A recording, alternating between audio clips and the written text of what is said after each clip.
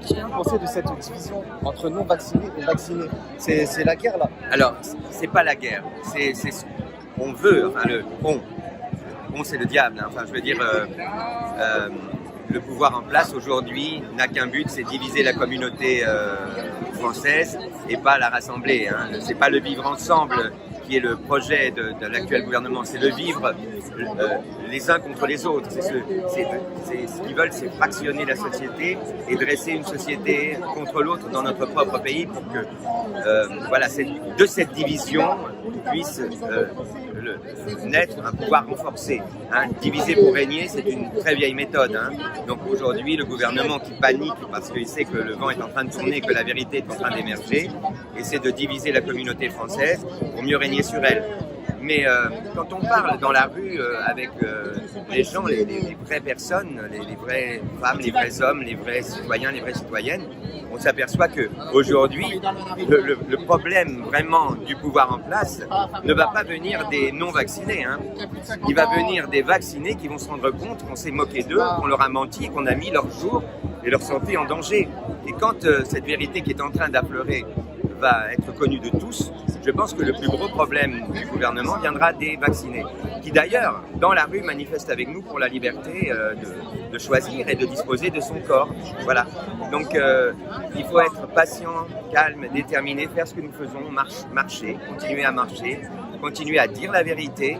Et le vent est en train de tourner, la vérité va émerger et le peuple l'emportera parce que le peuple uni est invincible. Et là, nous sommes en train de nous unir. Nous étions à peine 1 million quand nous avons commencé, puis 2 millions, puis 3 millions. Aujourd'hui, nous sommes à peu près 4 millions dans les rues de France à nous mobiliser. Et cette mobilisation va grandir et grandir et grandir. Et pour vous, le pass sanitaire, il peut tomber du coup? Pardon? Le pass sanitaire, il peut tomber? Ah non, mais le pass sanitaire est nul et non avenu. Il suffit d'écouter ce que nous explique très bien Carlo Brusa, qui a fait un très gros travail, hommage et honneur à lui. Je veux dire, aujourd'hui, le pass sanitaire est totalement illégal. Il n'y a aucune obligation de vaccination en France. Ceux qui le prétendent mentent. Et il suffit maintenant de se retourner contre le pouvoir en attaquant, par exemple, au niveau du droit du travail, de faire respecter devant la juridiction prud'homale, consulaire, et de faire aussi triompher le droit devant le tribunal administratif. Mais ils ne peuvent pas aujourd'hui imposer ce qu'ils veulent imposer. C'est du bluff. Ils pratiquent l'intimidation.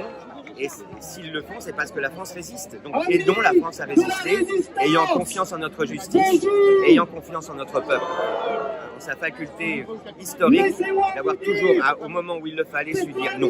Les plus grandes revues scientifiques ont publié le chiffre, la charge virale des vaccinés est 251 fois supérieure à la charge virale d'un non-vacciné.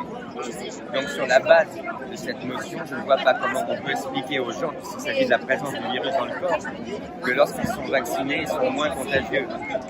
Lorsqu'ils sont vaccinés, ils sont plus contagieux. Sur cette base, je ne vois pas comment on peut expliquer aux gens que lorsqu'ils sont vaccinés, ils sont moins contaminés. Lorsqu'ils sont vaccinés, ils sont plus contaminés. Donc voilà, le mystère, c'est aujourd'hui, alors qu'on sait tout ça, comment les gens continuent à croire, enfin, pas tout le monde, mais comment une partie de la population mondiale continue à croire que lorsqu'on est vacciné, enfin, on appelle ça vacciner, mais c'est pas un vaccin, on est bien d'accord, hein, une inoculation. Comment les gens continuent à croire qu'avec ces inoculations, ils vont être moins contaminants et moins contaminés. C'est un grand mystère, mais en même temps, on connaît la force de la propagande. On est juste là pour maintenir la vérité, voilà. La maintenir en place dans la rue, puisqu'elle ne peut pas mettre en place dans le monde médiatique. Eh bien, nous faisons de la rue le premier média de la vérité. Voilà. Moi, j'ai envie de vous dire que justement, vous parliez de censure.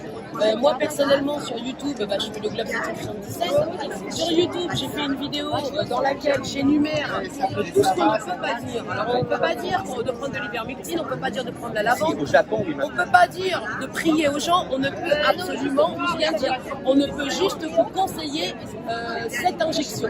Voilà, c'est ça qui se passe. Et ça, c'est extrêmement grave. Et après, les gens s'étonnent qu'on dise qu'on soit dans un état totalitaire. Donc, moi, personnellement, là, je suis sur Facebook. y a de moins en moins de gens qui s'étonnent qu'on utilise le mot de dictature pour qualifier ce que nous vivons, puisque nous vivons dans un système qui concentre tous les pouvoirs entre les mains d'une seule personne. Et ça, c'est la définition du dictionnaire. La définition que le dictionnaire donne du mot dictature. Ce que je veux dire simplement, c'est qu'effectivement, il y a un problème de liberté d'expression dans notre pays. Le fait que les GAFA soient entre les mains des gouvernants fait qu'aujourd'hui, quelqu'un qui veut défendre une pensée dissidente va se faire retirer son compte. Donc, je pense que ça nous prouve plus que jamais que nous devons mettre en place nos propres moyens de communication, nos propres réseaux et ne plus passer par ces réseaux totalitaires que sont les GAFA qui aujourd'hui phagocytent l'expression du monde en imposant leur vision.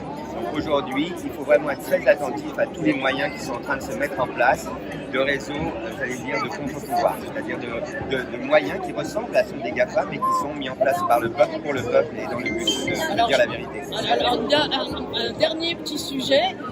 En fait, comment faire dans ce contexte-là, quand on sait que Google finance des projets pour l'homme augmenté, notamment un globule rouge qui va être injecté prochainement, 2022-2023. Donc on comprend mieux la censure. Est-ce que peut-être faut pas aller vers d'autres, carrément créer d'autres moteurs de recherche, d'autres environnements web, faire appel, voilà. C'est ce que je viens de dire, peut-être moins bien que vous. Je pense qu'il faut vraiment maintenant s'intéresser à tous les gens qui proposent des moyens alternatifs de communication. Parce que les GAFA maintenant, c'est très clair, les GAFA travaillent pour les mondialistes, pour la pensée globale et unique, et ils pratiquent la censure d'une manière qui est absolument d'ailleurs illégale, que nous contesterons de droit, parce qu'il ne faut jamais abandonner le système à ceux qui veulent l'utiliser contre les gens.